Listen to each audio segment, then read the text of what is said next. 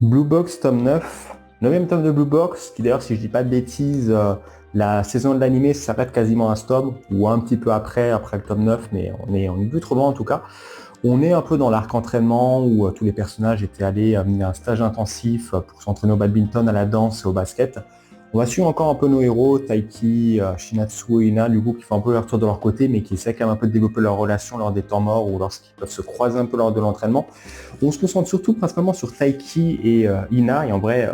j'avoue que je suis un peu dégoûté parce que Ina prend cher, on voit qu'elle essaie de faire des efforts, elle dit bon, je vais quand même essayer de me rapprocher de Taiki, même il y a un autre personnage, il y a comment elle s'appelle de nouveau, celle, la manageuse, qui va essayer de faire, oui, moi je vois qu'il y a un peu quelque chose entre Taiki et Ina, donc je vais essayer de pousser un peu les choses, en faire en sorte que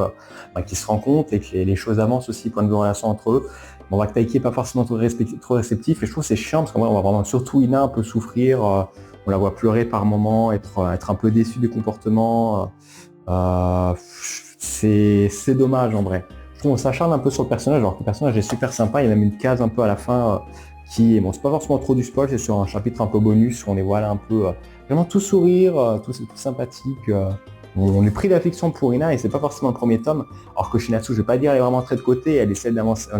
on la voit aussi par moments, mais il y a pas, je trouve qu'il n'y a pas de rapprochement un peu entre Taiki et Ina, donc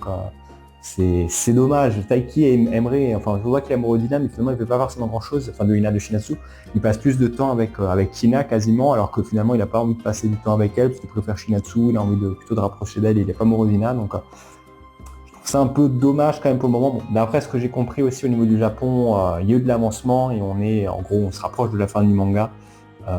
Avec les relations qui se tissent un peu mieux, c'est pas forcément trop spoil, mais ouais,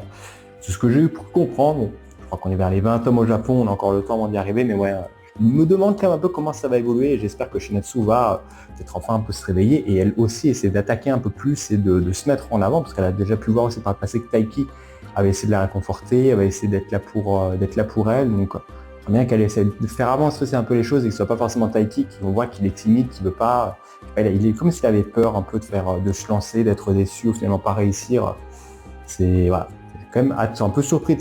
ce tome et de ce que devient la série, mais à voir ce que donnera la suite. T'en penses quoi?